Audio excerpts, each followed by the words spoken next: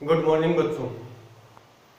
आज हम एक ऐसा टॉपिक लेकर आए हैं जो हर क्षेत्र में हमारे लिए काम आता है।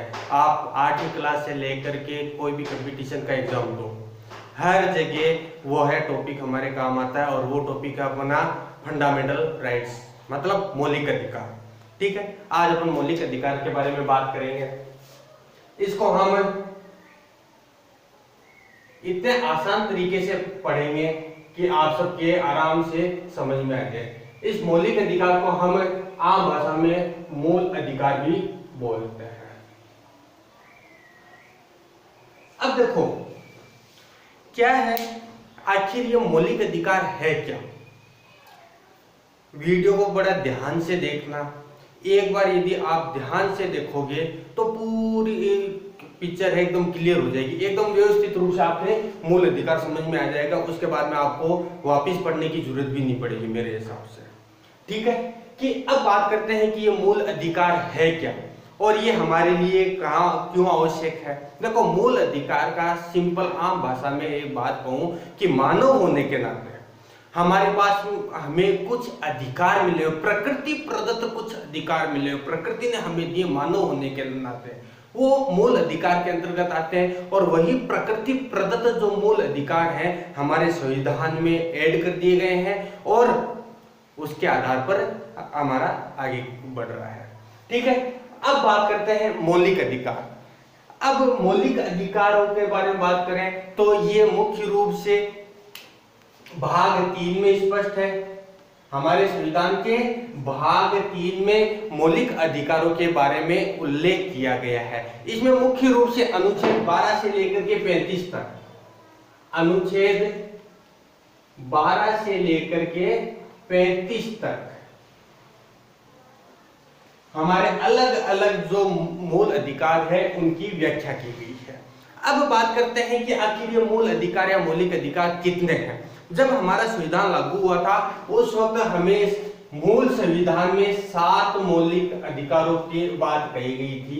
हमारे जो मूल संविधान है उसमें हमारे पास में 7 मूल अधिकार थे, किंतु वर्तमान में हमारे पास में 6 मूल अधिकार है। ठीक है, एक कौन सा मूल अधिकार है जो हटा दिया गया और वर्तमान में नहीं है, ये है संपत्ति का मूल अधिकार। संपत्ति का मूल अधिकार ये वर्तमान में हमारे पास में नहीं है। इस संपत्ति के मूल अधिकार को क्या बना दिया गया है, कानूनी अधिकार बना दिया गया है, कानूनी अधिकार बना दिया गया है। ठीक है, अब ये मूल अधिकार नहीं रहा है, कानूनी अधिकार हो गया है। ये बात तो मेरे हिसाब से इतनी स्पष्ट हो गई होगी, लेकिन इंपॉर्टेंट हमारे लिए ये नहीं है। ठीक है, ये एक ध्यान में रखने वाली बात है कि संपत्ति का जो मूल अधिकार था, मूल संविधान में हमारे पास में मूल अधिकार था, वर्तमान में इसको कानूनी अधिकार बना दिया गया है। ठीक है, अब हमें बात करनी है इन 6 के बारे में। हमें यहीं से क्वेश्चन पूछे जाते हैं, ऐसा कोई सा भी एग्जाम नहीं है जिसमें यहां से क्वेश्चन नहीं आता हो। चाहे छोटे से लेकर के चाहे कितना ही बड़ा एग्जाम क्यों ना हो, हाँ पूछने का तरीका चेंज हो सकता है, किंतु क्वेश्चन 101% आएगा ही आएगा। ठीक है, तो चलिए अपन 6 मूल अधिकारों के बारे में बात करते हैं। अब 6 मूल अधिकारों के बारे में बात करते हैं तो बात यूं करते हैं कि क्या भारतीय संविधान ने जो अधिकार हमें दे रखे क्या वो सिर्फ भारतीय नागरिकों के लिए है या फिर विदेशी नागरिकों को भी हम दे सकते हैं। सोचने वाली बात है ये। यहाँ पे मैं बोलूंगा भारतीय नागरिकों के साथ साथ में हमने विदेशी नागरिकों को भी मूल अधिकार दिए हैं। तो सबसे पहले बात करते हैं अपन विदेशी जो नागरिक हैं उनको कौन से मूल अधिकार दिए हैं। ठीक है, अपन तो अपनी बारे में बात अपन बाद में कर लेंगे, पहले विदेशियों के बारे में बात करते हैं।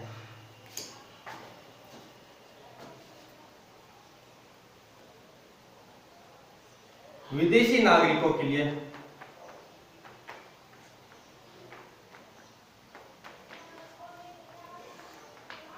मूल अधिकार,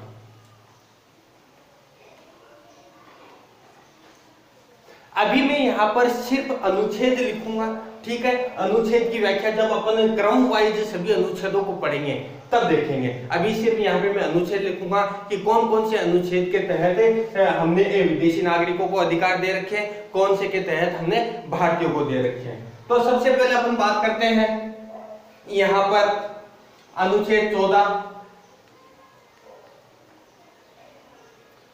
अनुच्छेद 14 से शुरू करते हैं। उसके बाद में अनुच्छेद 20, 21, 22, 23, 24, 25, 26, 27 और 28 ये विदेशी नागरिकों को दिए गए मूल अधिकार हैं, ठीक है। अब अपन बात करते हैं कि हमारे यहाँ के नागरिकों को ये तो ही है, ठीक है। इसके अलावा सिर्फ भारतीय नागरिकों को कौन से मूल अधिकार दिए गए हैं?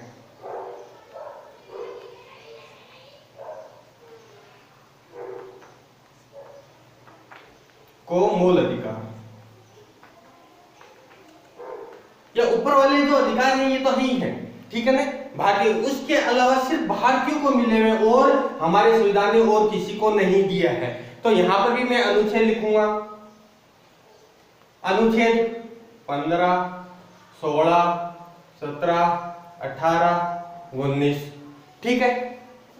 उसके अलावा अनुच्छेद 29 और 30 ये भारतीय नागरिकों को दिए गए मूल अधिकार हैं, विदेशियों को हमने ये दे दिया है, ठीक है।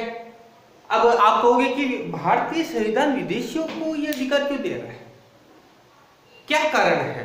अब अपन बात करते हैं अनुच्छेद 14। जैसे अनुच्छेद 14 में है समता का मूल अधिकार है, समानता के बारे में कहा गया है। तो क्या कोई विदेशी नागरिक भारत में आएगा तो हम उसके साथ में भेदभाव करेंगे? नहीं, तो ये भी उसके पास में अधिकार होना चाहिए, ठीक है। जीवन जीने का अधिकार है, स्वतंत्र घूमने का अधिकार है। अब जीवन जीने का अधिकार है तो क्या हम उनको ये अधिकार छीन सकते हैं? नहीं। इसलिए जो ये मूल अधिकार है विदेशियों के साथ साथ हमने भारतीय, यही तो भारतीय संविधान की सबसे बड़ी विशेषता है कि हम अपने बारे में सोचते हो तो सोचते ही हैं, लेकिन दूसरों के बारे में भी सोचते हैं। यहाँ पर तभी मैंने लिखा सबसे पहले विदेशियों के लिए बात की है। विदेशियों के लिए बात करने का कारण ये है कि हम हमारे बारे में बाद में सोचते, पहले दूसरों के बारे में सोचते हैं, ठीक है। अब अपन क्रम वाइज सभी अनुच्छेदों के बारे में पढ़ेंगे, इसको एक बार देख लेना, नोट कर लेना।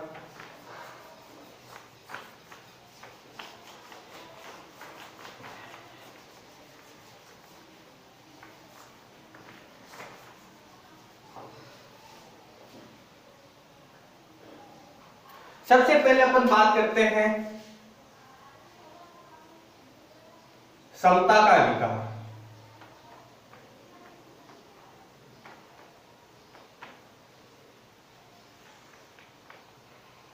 समता का अधिकार मतलब समानता के बारे में यहां पर बात कर रहे हैं, ठीक है ना। इसमें ये मुख्य रूप से अनुच्छेद 14 से लेकर के 18 तक का उल्लेख है, 14 से लेकर के 18 तक का। हाँ, एक बात और, मैंने यहाँ पे अनुच्छेद 12 से लिखा है, तो आप कहोगे सर आपने शुरुआत में 14 से 18 मतलब 14 से शुरुआत करो, 12-13 में क्या है? मुख्य रूप से अनुच्छेद 12 व 13 में 12 व 13 में हमारे मूल अधिकारों को वर्णित किया गया है, इनकी परिभाषा को वर्णित किया गया है। एक प्रकार से आप परिभाषा बोल सकते हो, ठीक है ना। 12-13 में इनके परिभाषाओं को वर्णित किया गया है। अपन बात करेंगे अब 14 से कि अनुच्छेद पहला है अपना समता का अधिकार, पहला जो मूल अधिकार है उसमें अनुच्छेद 14 से 18 है। अब अनुच्छेद 14 से में क्या क्या है इसको बड़े ध्यान से क्रम वाइज पढ़ेंगे एकदम, ठीक है। बीच बीच में कचरा नहीं करेंगे, एकदम क्रम से पढ़ेंगे कि क्रम के आधार पर आपको इजीली याद हो जाएगा। सबसे पहले अपन बात करते हैं अनुच्छेद 14। अनुच्छेद 14 में एक क्या है? समता व कानून के समान संरक्षण, समता व कानून के समान संरक्षण।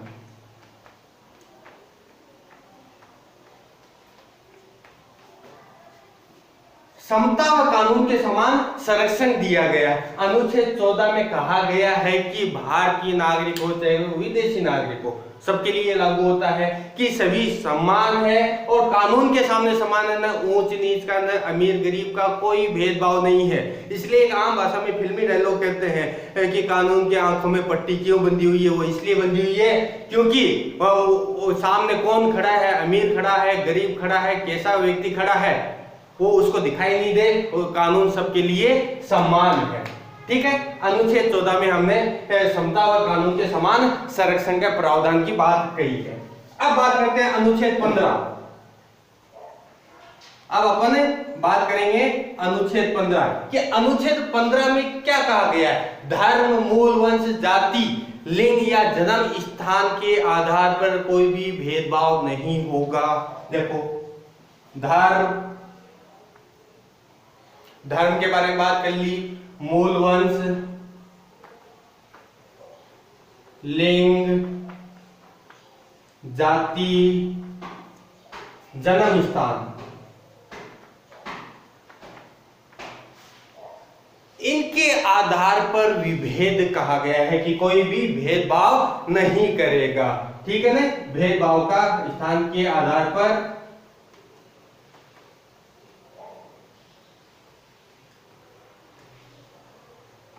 भेदभाव पर रोक लगाई गई है। ठीक है, मतलब मुख्य रूप से अनुच्छेद 15 में धर्म, किसी भी धर्म को हो व्यक्ति, किसी भी मूल वंश का हो, किसी भी लिंग का हो, किसी भी जाति का हो, किसी भी कहीं पे भी वो जन्म लिया हो, के आधार पर कोई भी हम भेदभाव नहीं करेंगे। ये हमारे मुख्य रूप से अनुच्छेद 15 के अंतर्गत आता है। अब बात करते हैं अपन अनुच्छेद 16। अनुच्छेद 16 में लोगों का लोक नियोजन के आधार पर समानता की बात की गई है। ठीक है ना, लोगों के लोक नियोजन के आधार पर, लोक नियोजन के आधार पर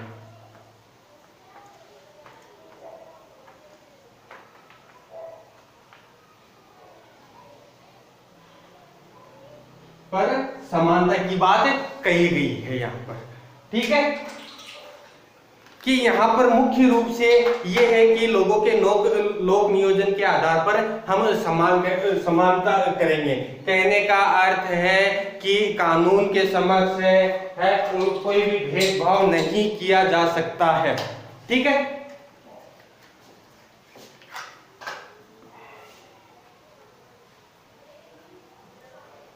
अब अपन नेक्स्ट जो अनुच्छेद है वो अनुच्छेद पढ़ेंगे, अनुच्छेद 17 कि 17 में क्या है। मुख्य रूप से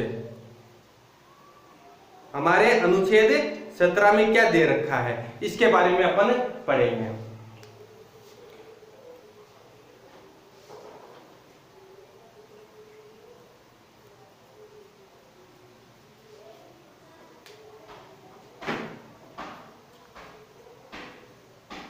अनुच्छेद 17, अनुच्छेद 17 में मुख्य रूप से अस्पृश्यता पर रोक लगाई गई है।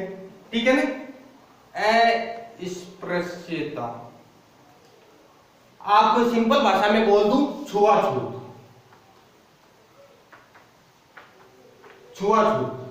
ठीक है, इसके ऊपर जब हम आजाद हुए थे तब हमारे सबसे बड़ी समस्या क्या थी, भारत में छुआछूत पर विशेष रूप से ज्यादा प्रचलन में थी, ये एक प्रकार की कुप्रथा। तो अब वर्तमान में हमें ये देखने को नहीं मिलता है अस्पृश्यता या छुआछूत।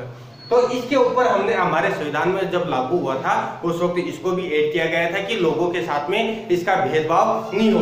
इसके लिए हमने अस्पृश्यता अधिनियम 1955 लागू किया गया था। ठीक है, अस्पृश्यता अधिनियम 1955। अब अपन बात करते हैं इसी की समता के अधिकार का अंतिम जो अनुच्छेद है वो अंतिम अनुच्छेद है अनुच्छेद 18। अनुच्छेद 18 के बारे में बात करेंगे कि अनुच्छेद 18 में क्या है। इसमें यहाँ पर शैक्षिक व सैन्य क्षेत्र के अतिरिक्त अन्य उपाधियों पर रोक लगा दी गई कि मतलब राज्य के द्वारा आपके लिए जो शैक्षिक व सैन्य उपाधियों के आधार पर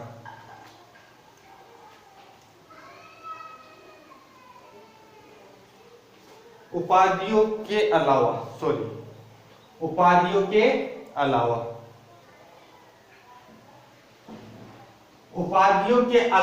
अन्य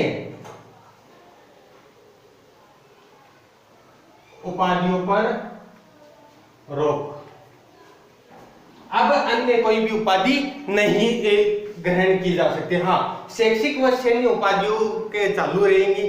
अब इसमें आपने देखा होगा मुख्य रूप से पद्मश्री, पद्म विभूषण, पद्म भूषण उपाधियां हैं, ये राज्य के द्वारा दी गई है, तो ये दे सकते हैं। उसके अलावा सैन्य उपाधियों में अपन बात करें तो मुख्य रूप से परमवीर चक्र है ना, तो वो दी जा सकती है। उसके अलावा सभी उपाधियों पर रोक लगा दी गई। ये हमारा प्रथम समता का अधिकार कंप्लीट हो गया है। ठीक है, अब अपन दूसरे मूल अधिकार के बारे में बात करेंगे।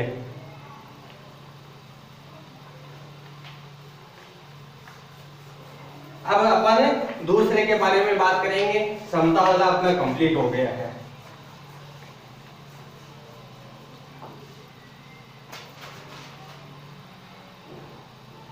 दूसरा है हमारा सबसे इंपॉर्टेंट स्वतंत्रता का अधिकार। स्वतंत्रता का अधिकार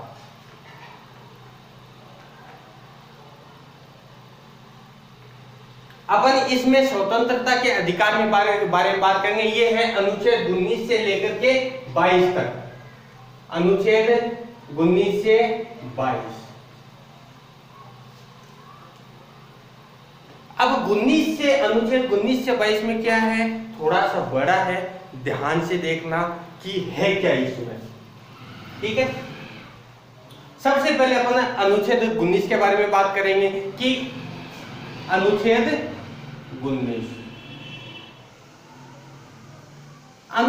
19 में हमारे 6 स्वतंत्रताएं दी गई है। 6 स्वतंत्रताओं का उल्लेख किया गया है।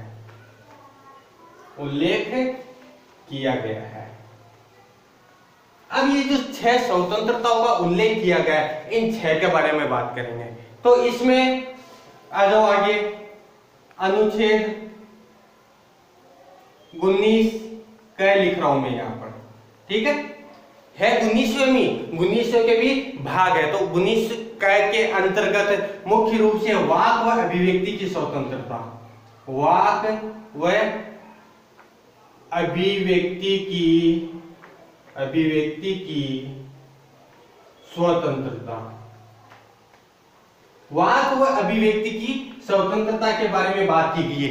मतलब कहने का अर्थ ये है कि कोई भी नागरिक हो, भारतीय नागरिक हो, उसको बोलने की और अपनी बात को स्पष्ट करने का अधिकार है। वाक व अभिव्यक्ति की स्वतंत्रता, वो अपनी बात को स्पष्ट कर सकता है, इस पे कोई रोक नहीं है। ये हमारा संविधान की सबसे बड़ी विशेषता है कि आप खुल करके अपनी बात को स्पष्ट कर सकते हो, बोल सकते हो दूसरों को। ठीक है, आपके जो विचार हैं उनका प्रचार प्रसार आप कर सकते हो, इसमें कोई रोक नहीं है। अब अगला बात करते हैं अनुच्छेद 19 ख के बारे में। ठीक है कि अनुच्छेद 19 ख में क्या कहा गया है। यहां पर शांतिपूर्ण, अनुच्छेद 19 ख में कहा गया है कि आप शांतिपूर्ण बिना हथियारों के सम्मेलन कर सकते हो, हथियार नहीं होने चाहिए, शांतिपूर्वक बिना हथियारों के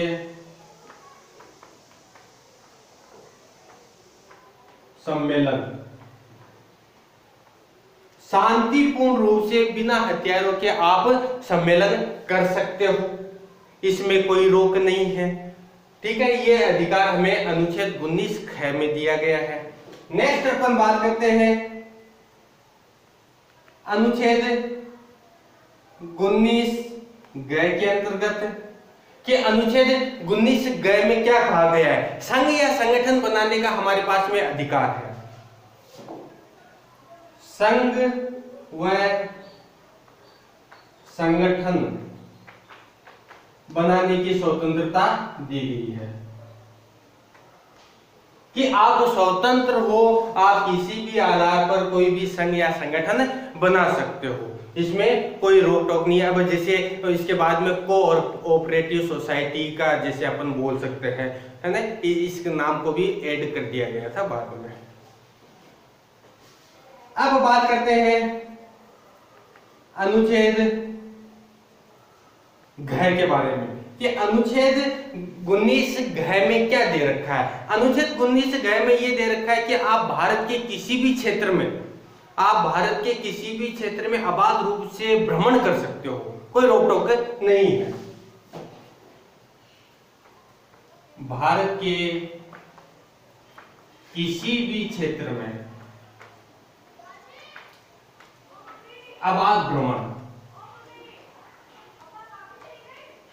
आपको किसी भी आधार पर कोई भी रोक टोक नहीं। हाँ, इसे अपवाद स्वरूप क्या है कि कुछ क्षेत्र ऐसे हैं जहां पर ऑलरेडी शुरुआत से ही रोक लगा रखी है, वहां पे हम नहीं जा सकते हैं। बाकी आप पूरे भारत में कहीं पर भी घूम सकते हो, कोई रोक टोक नहीं है।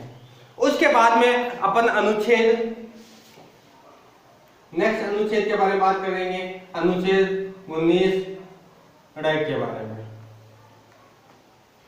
इसमें आपके देश के किसी भी क्षेत्र में आप निवास कर सकते हो, रह सकते हो, किसी भी स्थान पे, मैं सीधा लिख रहा हूं, किसी भी स्थान पर निवास, ठीक है, देश के किसी भी स्थान पर आप रह सकते हो, निवास कर सकते हो। ये अधिकार हमें अनुच्छेद 19 में दिया गया है। अब अपन बात करते हैं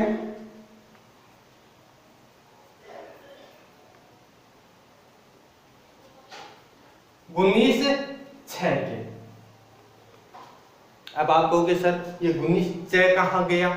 देखो, ये गुनीस 6 में मुख्य रूप से संपत्ति खरीदने, अधिग्रहण करने, बेचने की स्वतंत्रता में ये किया गया था, लेकिन ये 1978 के संविधान संशोधन में इस चीज को हटा दिया गया है। जो चीज हटा दी गई है, निश्चित कर दी गई है, उसका अध्ययन करने की आवश्यकता नहीं है।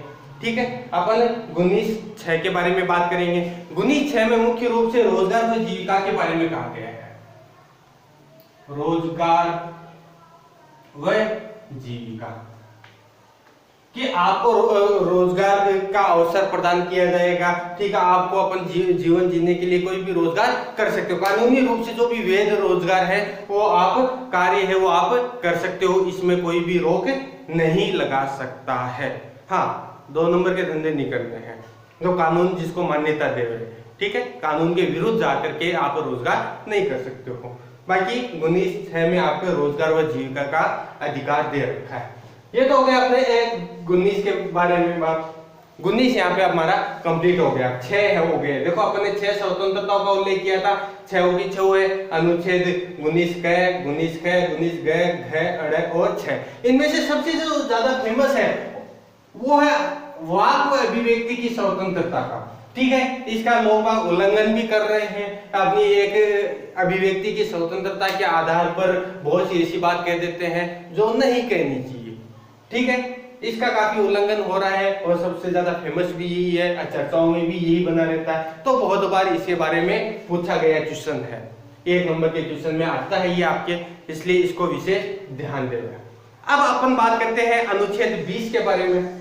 नीचे ही लिख रहा हूं मैं, या मिटा देता हूं, दिखेगा नहीं बाकी आपको।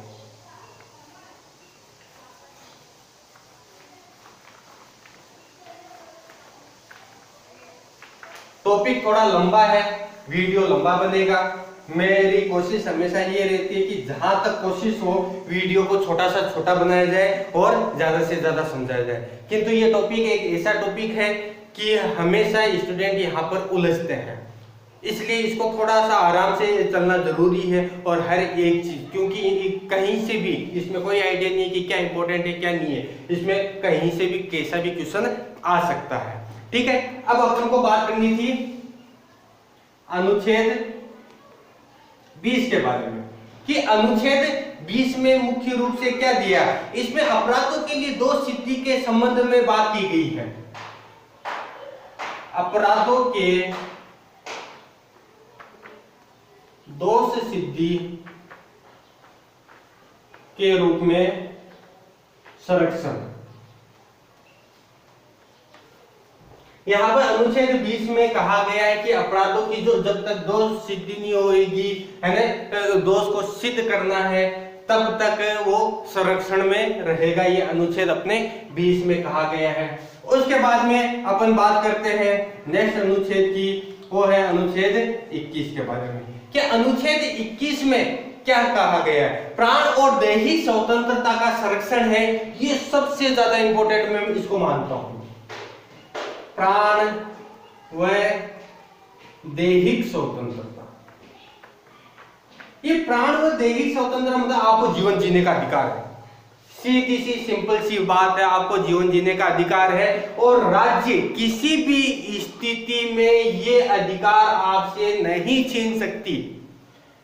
आपातकाल के दौरान राज्य आपके सभी मूल अधिकारों को निश्चित कर सकता है, सिवाय इसके अनुच्छेद 21 के। अनुच्छेद 21 किसी भी सूरत में किसी भी आधार पर निश्चित नहीं होगा।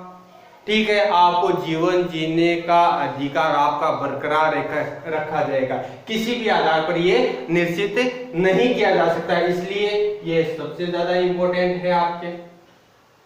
अब बात करते हैं अनुच्छेद 22। अनुच्छेद 22 कि अनुच्छेद 22 में क्या कहा गया है, किसी भी व्यक्ति को बिना बताए गिरफ्तार, उसकी जो गिरफ्तारी है, देखो यहां पे लिख ही देता हूं मैं, किसी भी व्यक्ति को किसी भी व्यक्ति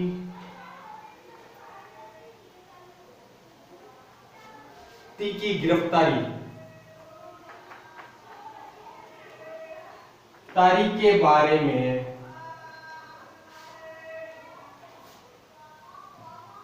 उसे बताना। वह देखो यहां पे किसी भी व्यक्ति की गिरफ्तारी के बारे में उसको कारण बताना है कि किस आधार पर हम आपको गिरफ्तार कर रहे हैं, प्लस 24 घंटे के अंदर अंदर 24 घंटे के अंदर अंदर मजिस्ट्रेट के सामने 24 घंटे के अंदर अंदर मजिस्ट्रेट के सामने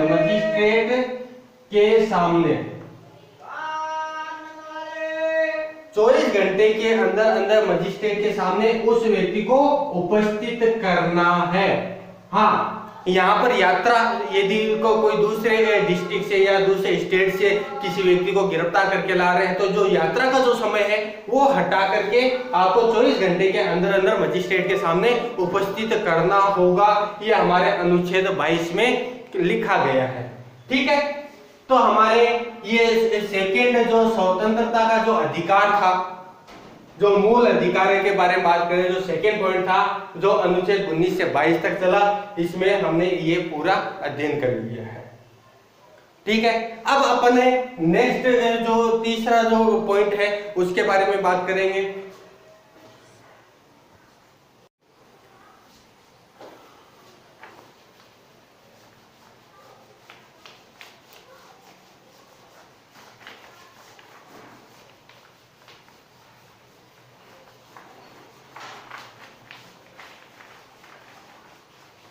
तीसरा है हमारा शोषण के विरुद्ध अधिकार।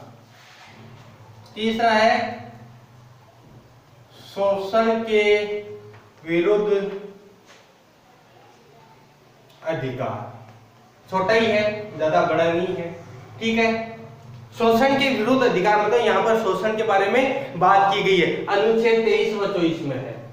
अनुच्छेद 23 व 24 में इसका उल्लेख किया गया है। अब अनुच्छेद 23 में क्या है और 24 में क्या है, सिंपल है, चलो देख लेते हैं। सबसे पहले अपन बात करते हैं अनुच्छेद 23 की। अनुच्छेद 23 क्या कह रहा है? अनुच्छेद 23 कह रहा है कि मानव के दुर्व्यवहार व बलात्कार श्रम पर प्रतिषेध किया गया है। मानव के दुर्व्यवहार व बलात् श्रम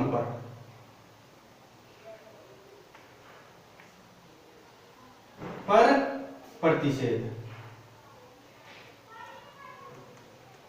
मतलब आप मानव के साथ में एक तो दुर्व्यवहार नहीं कर सकते, ठीक है, और जबरदस्ती उनसे श्रम नहीं करवा सकते हो, यह अधिकार हमारे संविधान के अनुच्छेद 23 में साफ साफ उल्लेख किया गया। उसके अलावा एक और फेमस है इसमें, अनुच्छेद 24 फेमस है, काफी बार सुना होगा आपने, अनुच्छेद 24। अनुच्छेद 24 में क्या कहा गया है? अनुच्छेद 24 में क्या कहा गया है कि कारखाने आदि जो जोखिम भले जो कार्य हैं उनमें 14 वर्ष की आयु से कम वाले बच्चों को आप काम नहीं करवा सकते हो। कारखाने हुए, उसके अलावा आपको जोखिम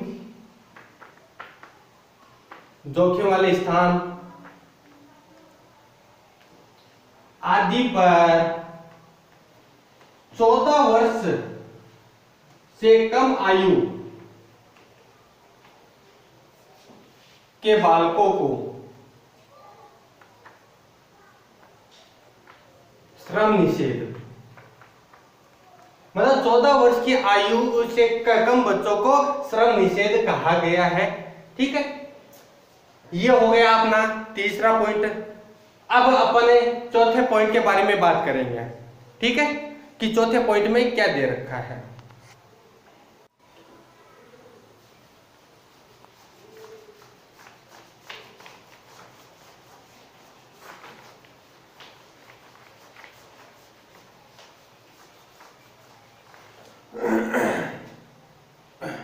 अब हम जो चौथा पॉइंट पढ़ेंगे, चौथा हमारा जो मूल अधिकार पढ़ेंगे वो है धार्मिक स्वतंत्रता का अधिकार।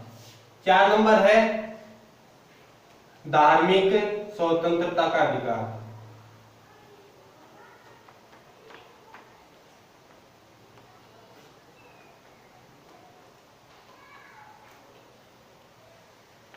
धार्मिक स्वतंत्रता के अधिकार के बारे में बात करें तो यह है मुख्य रूप से अनुच्छेद 25 से लेकर के 28, अनुच्छेद 25 से 28 के बीच में है, ठीक है। ये धार्मिक मामलों से रिलेटेड है कि अब देखो पहले क्रमवाइज जी देख लेते हैं। अनुच्छेद सबसे पहले बात करते हैं अपन 25 की।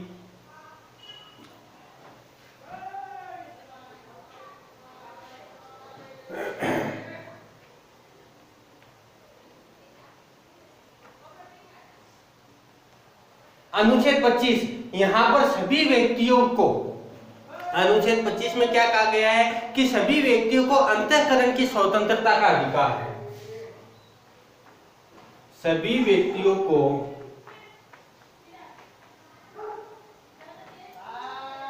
अंतःकरण की स्वतंत्रता का अधिकार है।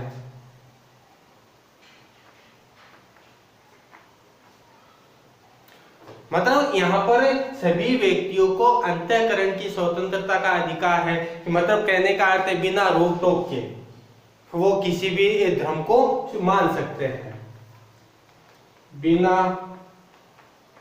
रोक टोक के किसी भी धर्म में वो विश्वास कर सकते हैं।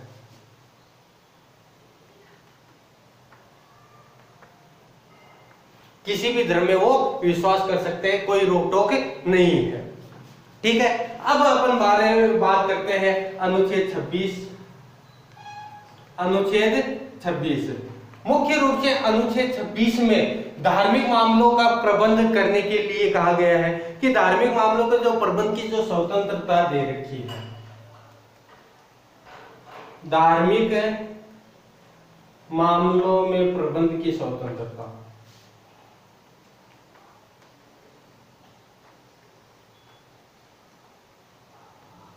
यहाँ पर हमें अनुच्छेद 26 में धार्मिक मामलों के प्रबंध की स्वतंत्रता दे रखी है कि आप धार्मिक मामले में कैसा भी प्रबंध करो, आप स्वतंत्र हो, इसमें राज्य कोई भी हस्तक्षेप नहीं करेगा। बाद में अपन बात करते हैं अनुच्छेद 27 के बारे में कि अनुच्छेद 27 में क्या दे रखा है, यहाँ पर धार्मिक आधार पर किसी को भी कर देने के लिए हम बाध्य नहीं कर सकते, टैक्स देने के लिए बाध्य नहीं कर सकते। धार्मिक आधार पर किसी को भी कर या लिखूं मैं टैक्स के लिए बाध्य नहीं किया जा सकता, बाध्य नहीं किया जा सकता। ठीक है, अपनी इच्छा के अनुसार यदि कोई कर दे रहा है, टैक्स दे रहा है, उसमें कोई दिक्कत नहीं है, किंतु दबाव नहीं डाल सकते हैं इसके ऊपर। उसके बाद में अनुच्छेद 28 के बारे में बात करते हैं। अनुच्छेद 28, अनुच्छेद 28 में सरकार द्वारा जो संचालित जो संस्थाएं हैं, सरकार जो भी इस के द्वारा जो संचालित जो संस्थाएं हैं उसमें आप धार्मिक शिक्षा नहीं दे सकते हैं। सरकार द्वारा संचालित शिक्षण संस्थाएं, शिक्षण संस्थाओं में धार्मिक शिक्षा का प्रतिषेध, मतलब शिक्षण संस्था है सरकार के द्वारा जो संचालित जो शिक्षण संस्था है, सिंपल भाषा में अपने जो स्कूल है, सरकारी स्कूल है, ठीक है, वहां पर आप कोई भी धार्मिक शिक्षा, किसी भी धर्म से रिलेटेड कोई भी शिक्षा आप नहीं दे सकते हो। ये हमारा धार्मिक स्वतंत्रता का जो मूल अधिकार है ये हो गया है। अब अपन नेक्स्ट बात करेंगे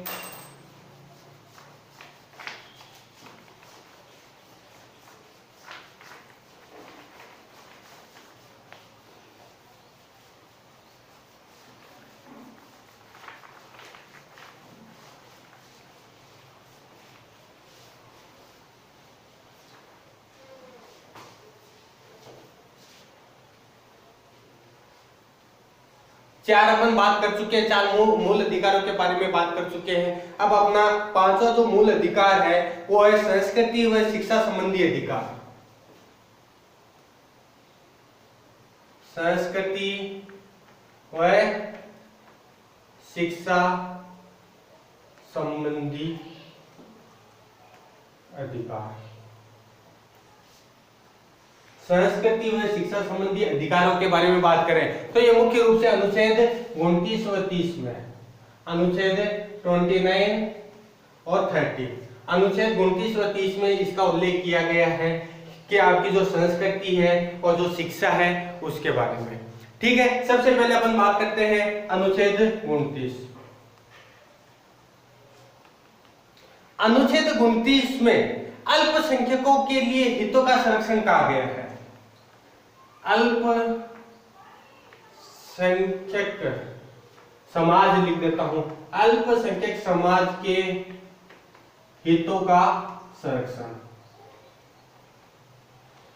जो अल्पसंख्यक जो समाज है उनके जो हित है उनका संरक्षण अनुच्छेद 29 में बात कही गई है। अल्पसंख्यक समाज का अर्थ जैसे आपको मैं बताऊं कि अल्पसंख्यक और बहुसंख्यक दो शब्द आते हैं, एक आता है अल्पसंख्यक और एक शब्द आता है बहुसंख्यक।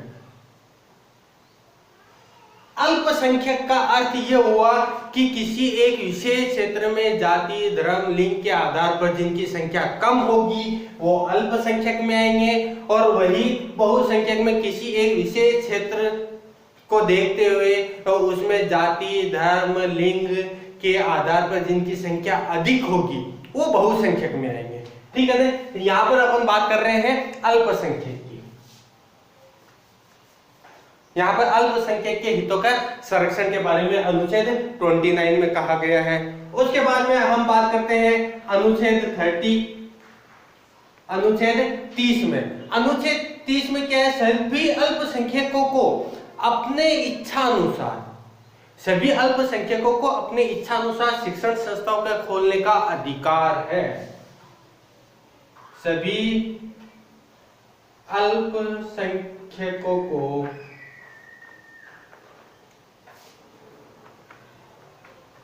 शिक्षण संस्थान खोलने का अधिकार है। इसी अधिकार के तहत ही तो हमारे यहाँ पर मदरसे भी खुले हुए हैं, उसके अलावा अन्य जो मिशनरियां हैं वो भी खुली हुई है, शिक्षण संस्था है और वो शिक्षा दे रहे हैं। ठीक है, धार्मिक शिक्षाएं हो जाती है यहाँ पर। ठीक है, वो अपने यहाँ पे देखो, इनमें सरकार का कोई रोल नहीं है। अपन ने जो पहले बात की थी वहां पे जो सरकारी जो शिक्षण संस्था है उनमें धार्मिक शिक्षा पर प्रतिषेध किया गया था। ठीक है, हमें यहाँ पर अनुच्छेद 30 में क्या कहा गया है कि सभी अल्पसंख्यकों को अपने जो शिक्षण संस्था है वो खोलने का अधिकार दे रखा, आप अपने धार्मिक शिक्षा उनमें दे सकते हो, इसमें कोई दिक्कत नहीं है। ये अपना पांचवा हो गया है। अब अपन बात करते हैं छठा मूल अधिकार, और यहां तक कि ये जो छठा मूल अधिकार ये एक ऐसा मूल अधिकार है जो यदि नहीं होता तो बाकी के 5 मूल अधिकारों की कोई वैल्यू नहीं होती। ठीक है, देखो क्या है, संवैधानिक उपचारों का अधिकार। संवैधानिक उपचारों का अधिकार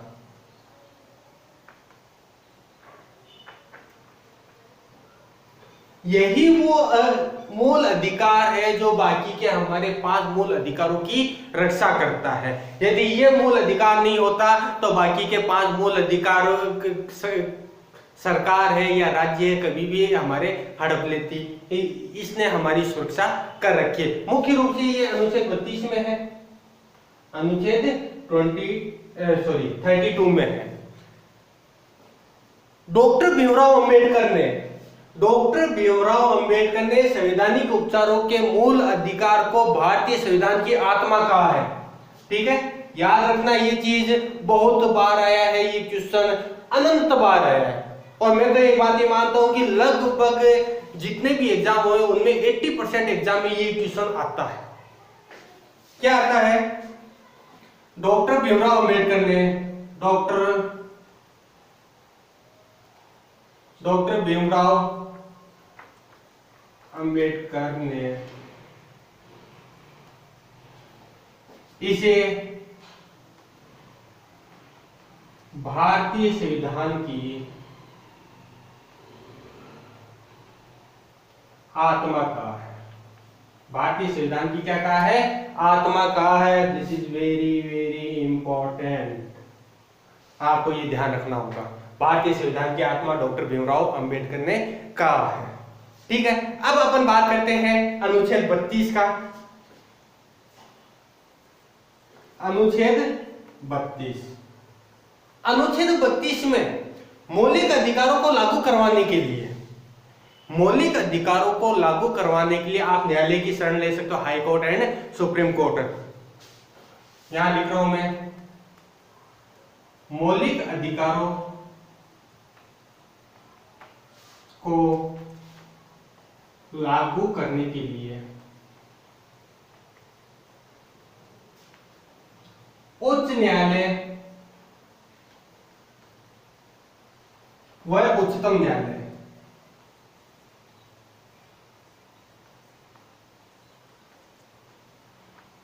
की शरण ले सकते हैं।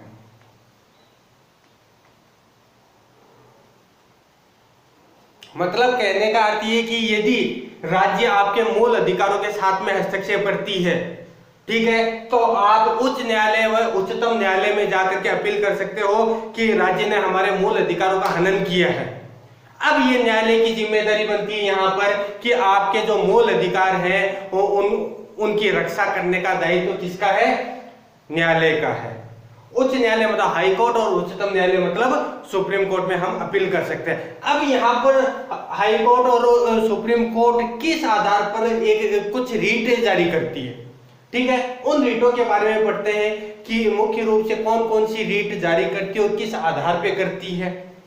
न्यायालय को भी ये अधिकार दे रखा है, एक लीगल प्रोसेस है, उस प्रोसेस के आधार पर न्यायालय आदेश देती है। अब वो देखते हैं अपन।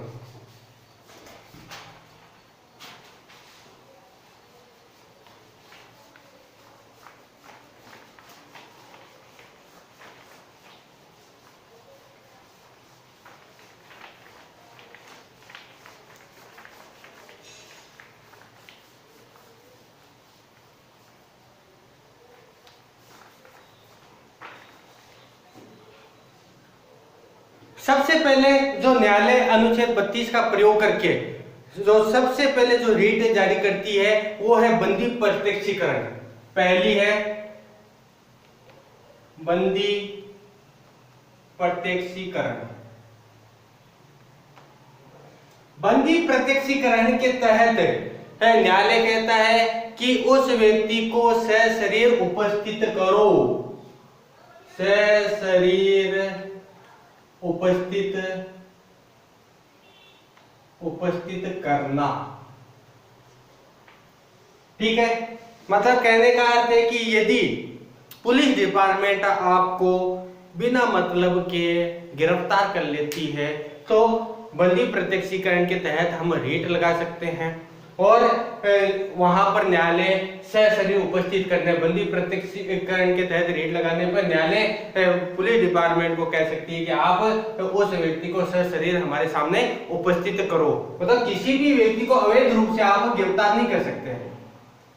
किसी भी व्यक्ति को अवैध रूप से बंदी, अच्छा शब्द ये रहेगा, बंदी नहीं बना सकते। ठीक है, यदि अवैध रूप से किसी व्यक्ति को आपने बंदी बनाया है तो बंदी प्रत्यक्षीकरण के तहत रीट जारी की जा सकती है। दूसरा आता है परमादेश। परमादेश, परमादेश मतलब परम आदेश है कि मतलब यहां पर हम आदेश देते हैं, हम आदेश देते हैं। ये यहाँ पर हाई कोर्ट और सुप्रीम कोर्ट परमादेश भी जारी कर सकता है। मतलब हम आदेश दे रहे हैं, मतलब आपके जो न्यायिक प्रशासनिक जो अधिकारी है, न्यायिक अधिकारी है, प्रशासनिक अधिकारी हैं, उनके द्वारा सार्वजनिक कर्तव्यों का जो पालन नहीं किया जाता है उनके लिए है न्यायिक व प्रशासनिक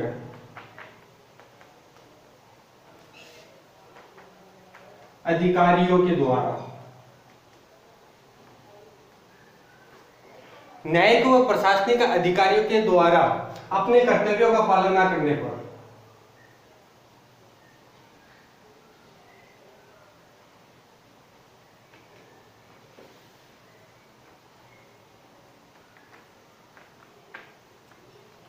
अपने कर्तव्यों का पालन ना करने पर परमादेश जारी किया जाता है। अब अपन बात करते हैं तीसरे की, वो है प्रतिषेध लेख।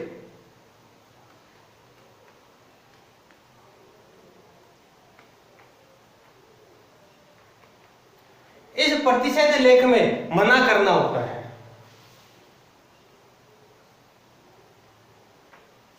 मना करना मतलब कोई ऐसा केस जिसमें निम्न कोर्ट में चल रहा हो तो उस ऊपर की जो कोर्ट है, उच्चतम जो कोर्ट है, वो मना कर देती है कि आप इसकी सुनवाई ना करें, वो हमारे पास में मामला भेजे, इसकी सुनवाई हम करेंगे। ठीक है, यहाँ पे शॉर्ट रूप में लिख देता हूं, निम्न न्यायालय क्या लिखा जाएगा इसमें,